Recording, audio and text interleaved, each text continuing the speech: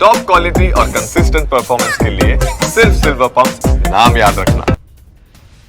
तो NATO versus रूस, समंदर से महायुद्ध, सवाल यही है। देखिए नाटो का प्लान क्या है, इसको भी आप समझने की कोशिश करिए। समंदर के नीचे बड़े युद्ध की तैयारी है, ये पूरी योजना क्या है, विस्तार से आगे हम आपको बताएंगे किस तरीके से इस युद्ध की तैयारी की जा रही है। दरअसल नाटो अब रूस के खिलाफ अपनी बड़ी रणनीति पर काम करने लगा है। तो सबसे पहले आप जानिए कि समंदर के नीचे इस बड़े युद्ध की तैयारी चल रही है। रूस के तेल टैंकर को निशाना बनाने की योजना है, गैस और ऑयल पाइपलाइन पर टारगेट है और रूसी बंदरगाह, बुनियादी ढांचे, इंफ्रास्ट्रक्चर ये भी निशाने पर हैं। शीत युद्ध के बाद नाटो का सबसे बड़ा यह प्लान माना जा रहा है और यह जो दावा है वो पुतिन के करीबी निकोले पैत्रुशेव ने किया है। बड़ी बातें क्या है, निकोले का क्या दावा है, युद्ध विराम के खिलाफ है नाटो और इसलिए जंग की बड़ी तैयारी नाटो की तरफ से की जा रही है। और हमारे साथ तमाम मेहमान इस वक्त जुड़े हुए हैं।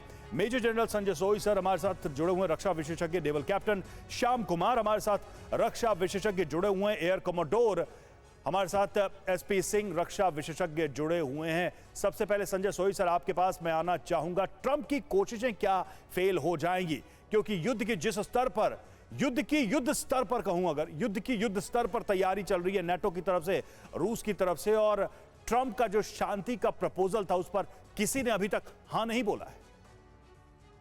देखिए, एक तो प्रपोजल पहले दिन से काफी डाउट होता था कि जिस प्रकार का प्रपोजल है, ट्रंप कहते थे 24 घंटे के अंदर लड़ाई बंद करवा देंगे। आज उनको 1.5 महीना हो गया, 20 जनवरी को उन्होंने टेक ओवर किया था और अभी तक बात वहीं की वहीं है।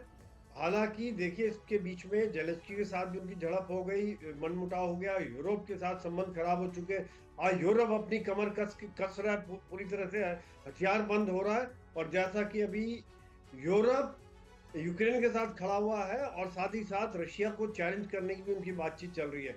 तो ये देखते हुए ये माहौल जो इसमें इतनी सारी पार्टियां इन्वॉल्व है, यूएस वर्सेस यूरोप, यूएस और यूक्रेन, यूएस और रशिया, रशिया और यूक्रेन, रशिया और यूरोप, इतनी सारी पार्टी इन्वॉल्व है। तो क्या सभी पार्टियां साथ में आएंगी, साथ में खड़ी हो जाएंगी, नीचे एक छत के नीचे आके एक ही बात को मानेंगे? तो यूक्रेन कह रहा है कि रूस को पूरा इलाका खाली करना पड़ेगा, मैं खनिज की संधि को शामिल हूँ लेकिन शांति के लिए सिक्योरिटी चाहिए और रूस को खाली करना पड़ेगा।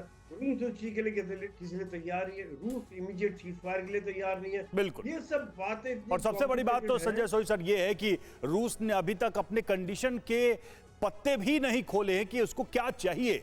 ऑफिशियली किसी फोरम पर रूस ने अभी ये कहा तक नहीं है और इस बीच ग्राउंड पर युद्ध जारी है। और देखिए नाटो से टेंशन के बीच पुतिन लुकाशेंको की मुलाकात हुई है, मॉस्को में दोनों नेताओं की मीटिंग हुई है। रूस बेलारूस के बीच सुरक्षा गारंटी पर डील, दोनों नेताओं के बीच यूक्रेन युद्ध पर भी चर्चा हुई है। पुतिन लुकाशेंको ने नाटो को दुश्मन बताया है।